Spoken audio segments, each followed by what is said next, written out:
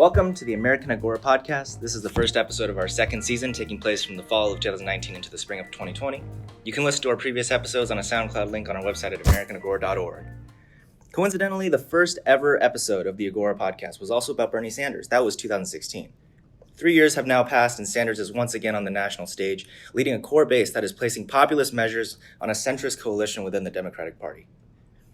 Several other candidates are endorsing the type of policy Sanders introduced into the mainstream mold back in 2016, most prominently universal single-payer health care.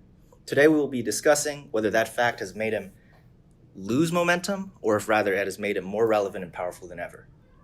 My name is MacLeod, managing editor of the Agora. For those of you wondering, this is the most I'll be talking during the episode. I am joined today by a member of the Agora editorial board and a CLEG major, Anna Hickey, as well as a very special guest, Harrison Hosker, a third year in the School of Public Affairs. They are both self-proclaimed progressives. Anna recently had an article published on the Agora website about impeachment, so be sure to go check that out. Anna and Harrison both have experience and knowledge of the U.S. electoral process at all levels of government, and especially progressive campaigns in particular. They both have experience on the Hill. Anna currently interns for Congresswoman Lauren Underwood, Democrat of Illinois, and earlier this year, Harrison served as an intern for Representative Peter Capano, Democrat for Massachusetts 11th District. Anna, Harrison, welcome. Very excited to be here with you two today. Thank you for having me. I know I'm the visiting team here, but I'm glad you guys. We appreciate the visiting team always. Yeah. In fact, you'll get to go first. Sorry, continue. Excited to have this discussion today. Today we'll be going over several topics revolving around the two-time heavyweight fighter Bernie Sanders, comparing the challenges he is facing in 2020 with the ones he faced in 2016. We'll be discussing the brand of public policy he has championed in both election cycles and their political feasibility, his current most like-minded opponent, Elizabeth Warren, his ability to hold his own against the president, and the way he's likely to approach foreign policy issues which have largely been absent from the debates. Welcome to the American Agora podcast.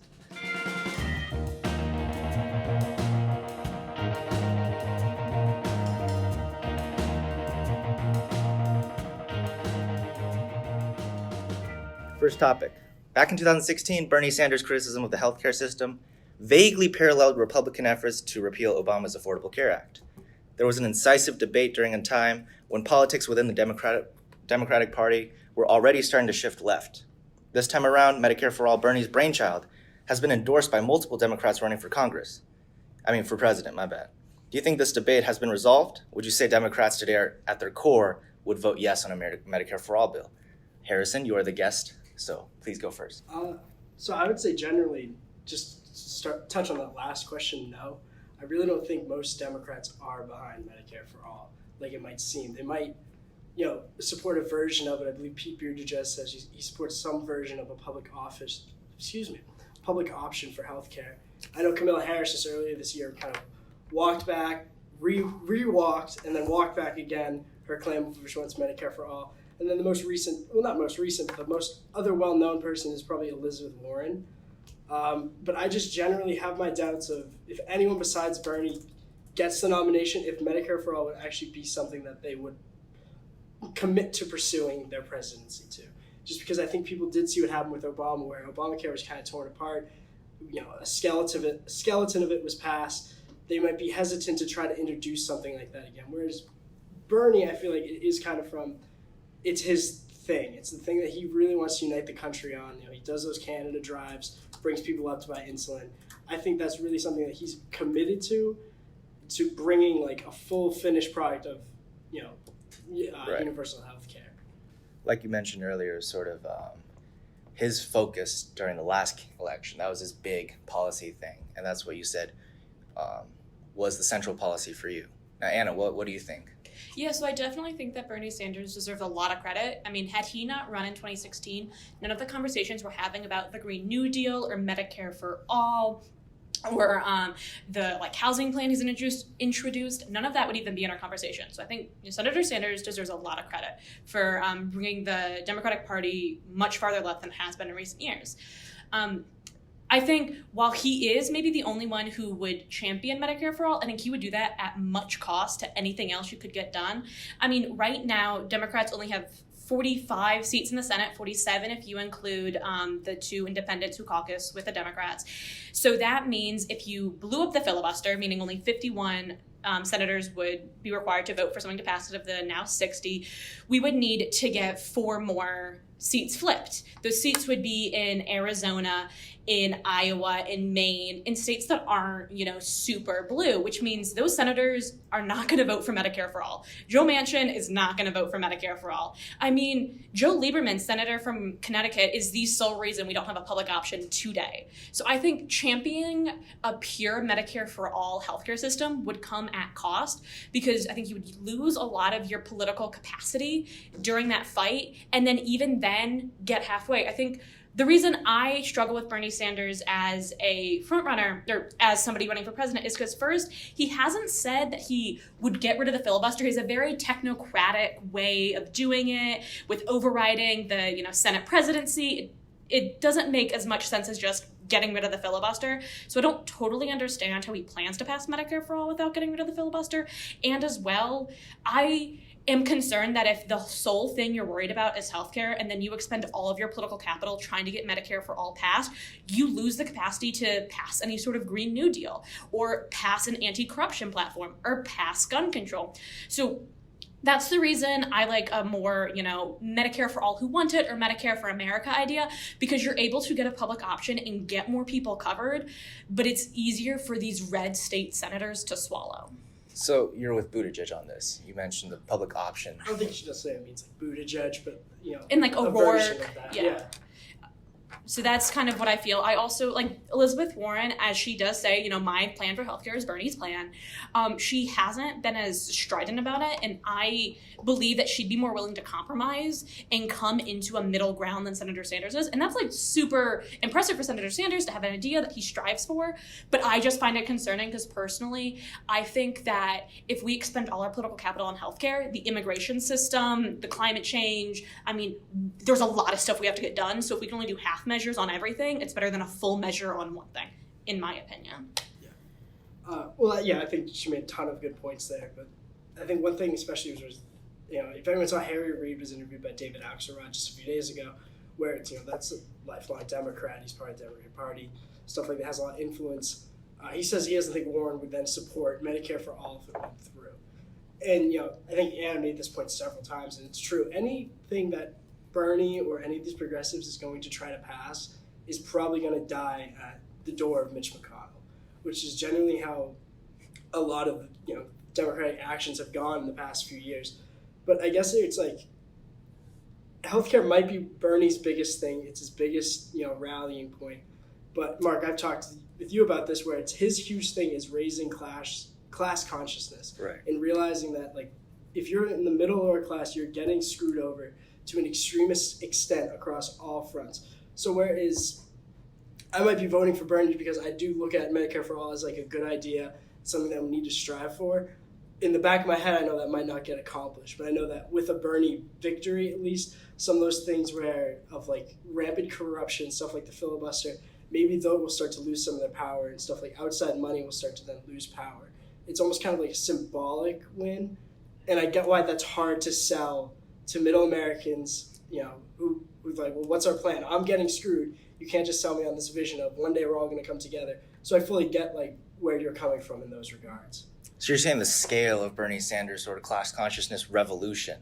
Yes. So it's like, while healthcare might be, one of his major focal points, it's kind of the idea and the momentum behind that type of thing, where Bernie especially has advocated for changing down ballot, winning progressive candidates in the state level and the town level, just changing the political system as a whole. And Bernie would represent almost kind of a win for that.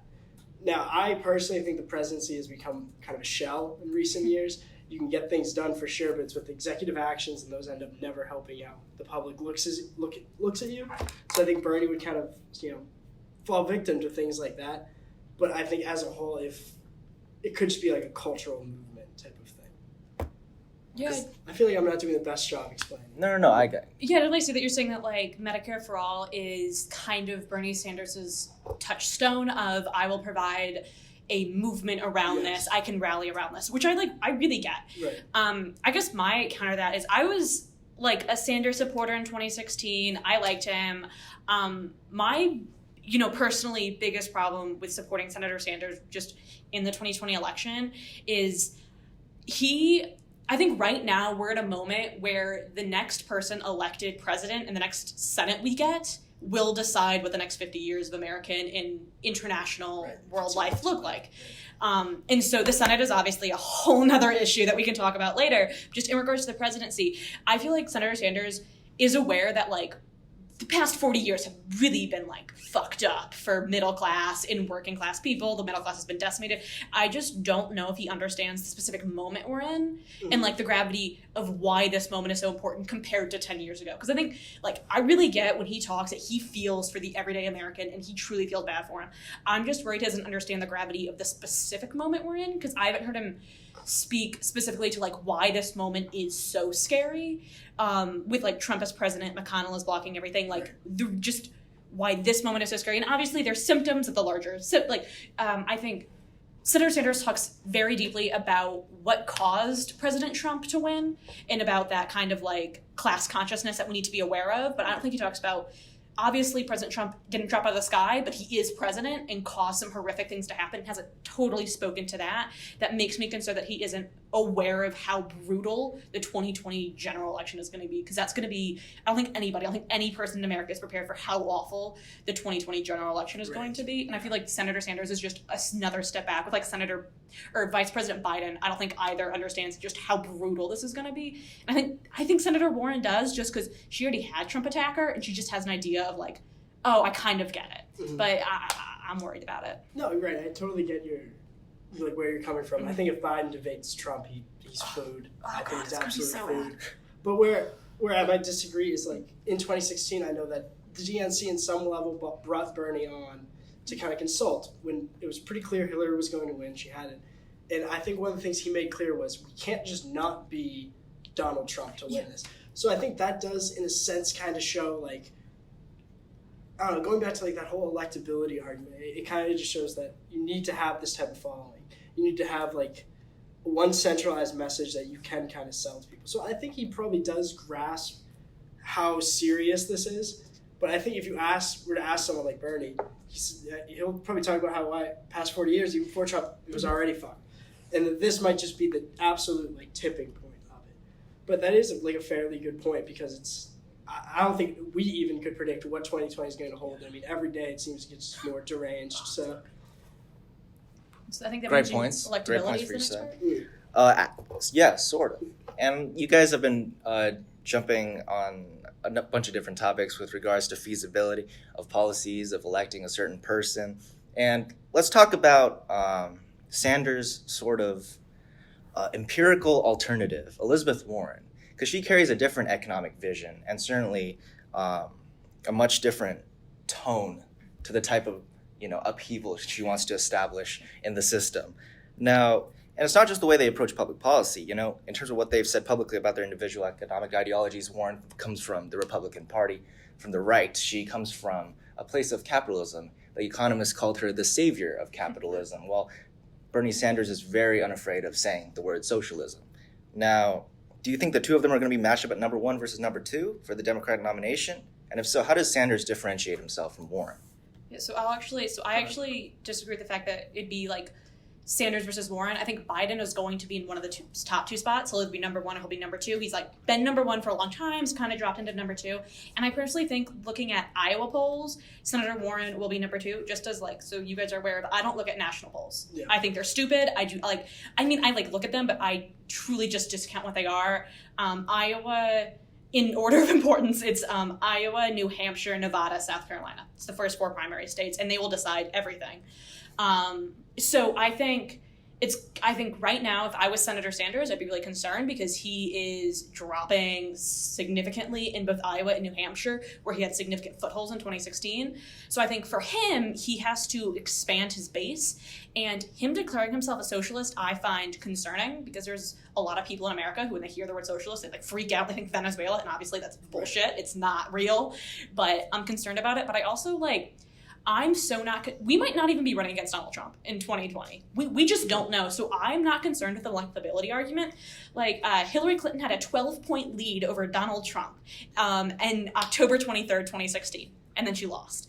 I mean, in 2007, 2008 Democratic primary, even after the Iowa caucuses that Obama won, he was still 10 points below Hillary Clinton in a aggregated national poll. So I don't really look at polls. I don't think they matter that much. I think just significantly, I think just if I was Senator Sanders, the way I would try to distinguish myself right now is I would say Senator Warren, and Senator Biden aren't looking at the past decades. They haven't been fighting for you. I have been. I don't totally agree with that logic, but if I was Senator Sanders, that's what I would do.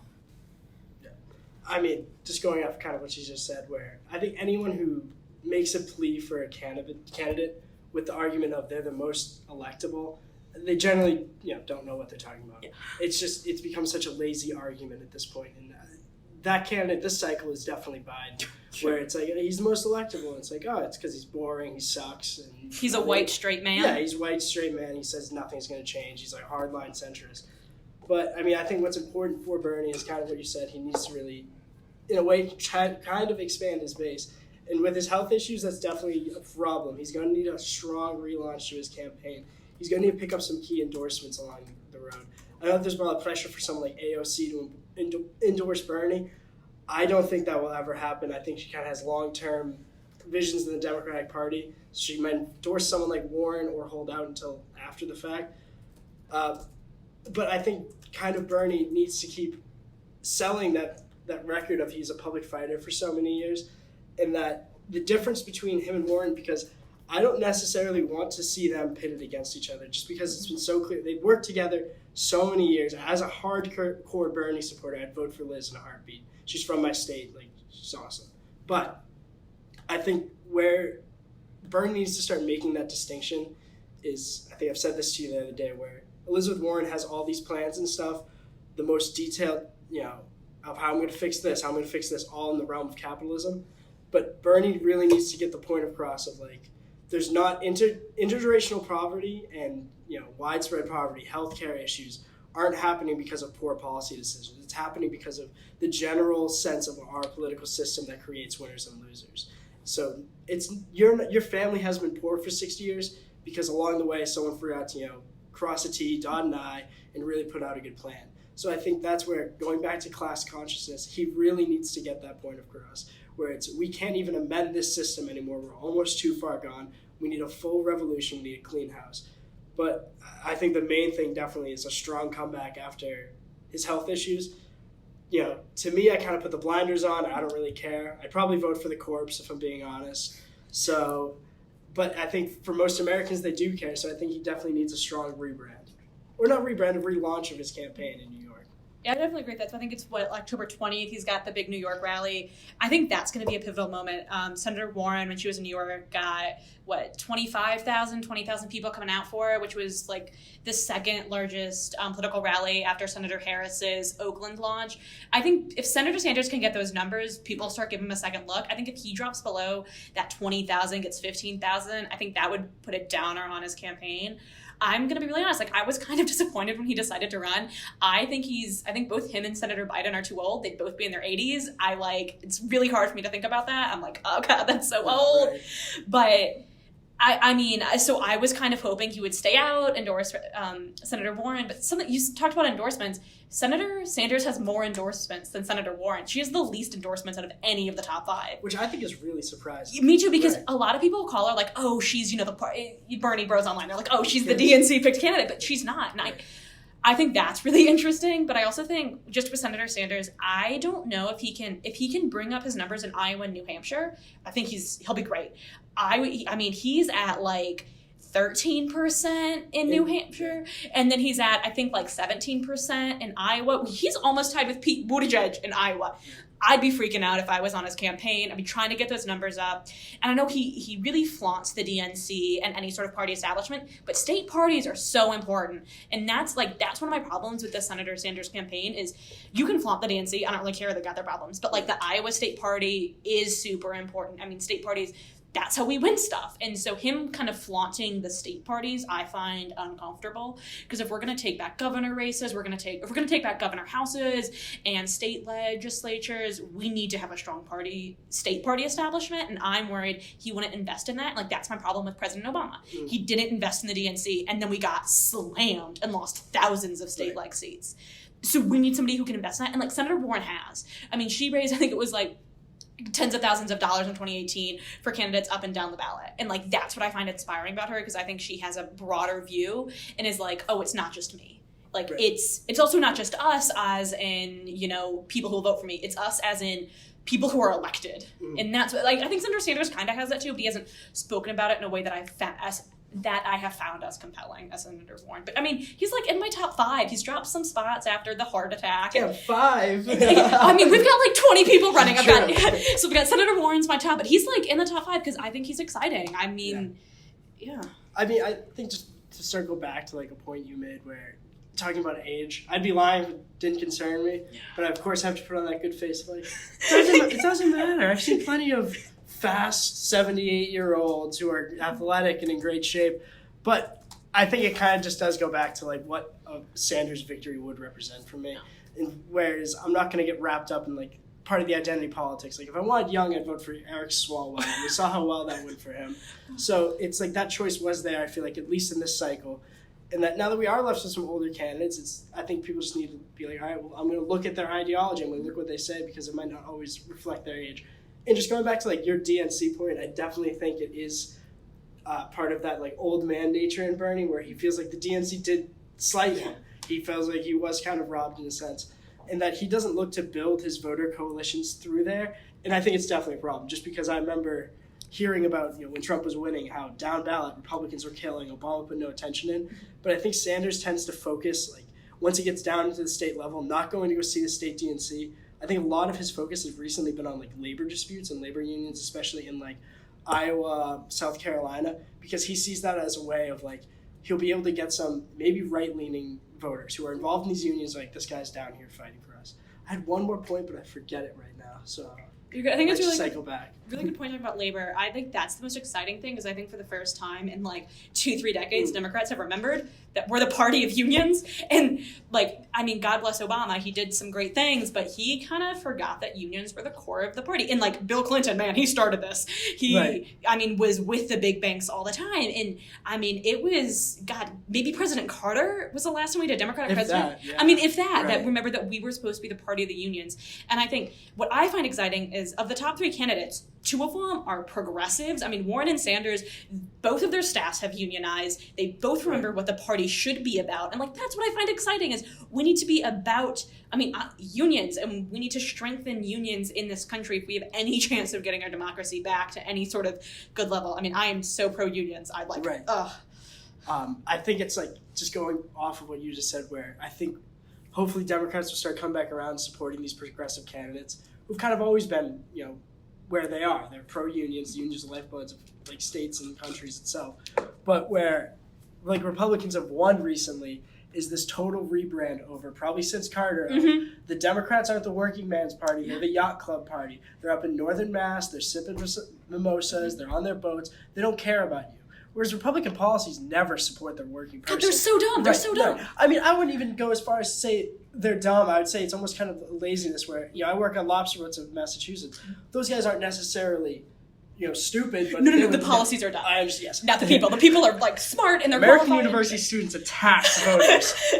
No, I think they're fine, but the policies are dumb and they're destroying our country. Yeah, where it's, those guys have kind of lost sight of like, I would never vote Democrat my entire life. And I'm like, well, the reason you're getting screwed right now because of Trump's tariffs on China that, affected the lobster industry in Massachusetts is because they don't care about your values. They're still worried about the big industries. And the Democrats, it's completely their fault. We've abandoned labor unions. We've abandoned these efforts because I think at one point, especially during Clinton's, it was labeled as like, that's socialism. If you're in a union, you're in the depiction of like what a union man was, of someone like sleeping on the job, making $80K.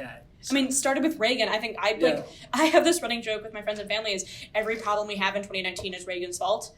And then they throw me problems and I'm like, I can trace it back. Because, I mean, I just have such a big problem with the degradation of unions, and then also the degradation of like farm workers in the retail industry. Mm-hmm. Because like the retail industry is the largest industry in the country. I mean, people working retail and service, but there aren't unions there. Right. Because it was destroyed. And like in the ag industry, that's where, undocumented immigrants work. And I think if we reconnect, and like Iowa, Trump's approval rating is almost as low as it is in Maine. Right. I mean, you use that, you could win Iowa again.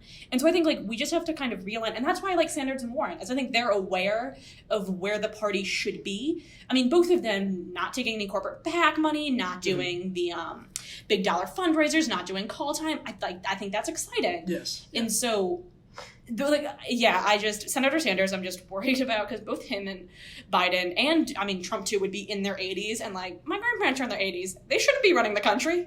God bless them. I love my dodo. She should not be running the country.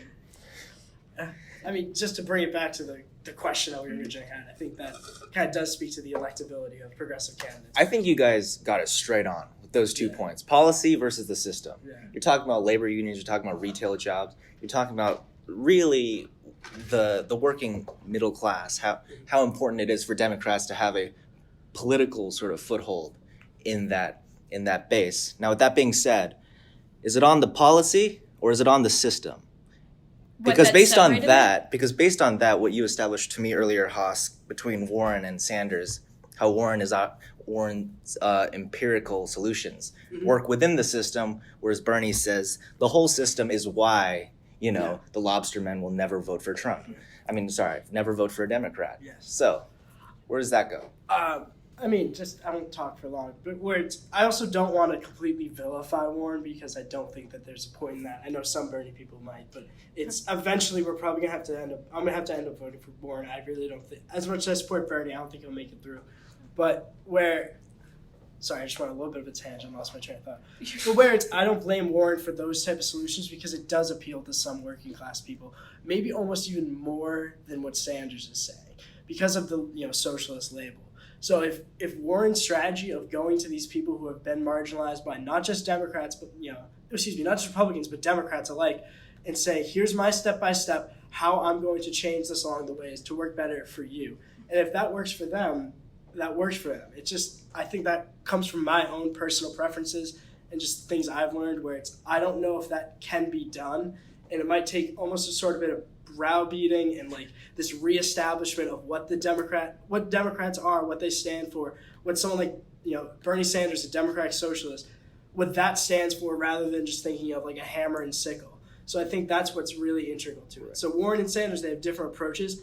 I think they both work, but just from my personal point of view, I think the system itself needs to be changed. Right. Thank you, Harrison. Thank you, Harrison. 2 minutes left. Anna, concluding thoughts? Yeah, so I would say, just in regards to like policy versus system, I don't know which is going to be more effective, but like I think changing the system has got its pros and cons. I think working within the system and with policies has its pros and cons.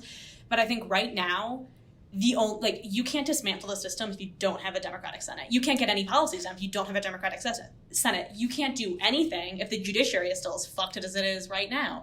I mean, Donald Trump has put in more judicial nominees than Barack Obama did in his first couple of years. That's insane. And so I think to say we need to, change the system, or we need to, I'm not even worried about that at this point. I'm just worried about getting people elected. Then they can do it. I think that's also my thing when regards to like trying to figure out whether Sanders or Warren will be better. I'm like, just get one of them elected. Mm-hmm. They'll try their best. Right. And especially just in regards to, reframing what socialism is in people's minds and stuff like that. I truly don't think that when people vote, they vote on ideology. I don't think that's at all. I think when they vote on personality. And the reason Donald Trump won is because people related to him, which sounds insane, but they did. They related to his talk about immigrants, because, Donald Trump won Obama-Trump voters because of his anti-immigrant rhetoric and because of his anti-nationalism rhetoric. I think that's what we have to address in this election. Not necessarily, talking about the system or anything, but we have to address his anti-nationalism rhetoric, his anti-immigrant rhetoric, and then talk about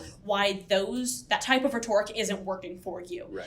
And that's the reason I like Warren, is because I feel like she talks about that more than Senator Sanders. But, they're both better than the guy we have in office. So, who knows? Cool, Maybe he'll be impeached before then. Thank you, Anna. Thank you both for being here talking about some very important stuff today.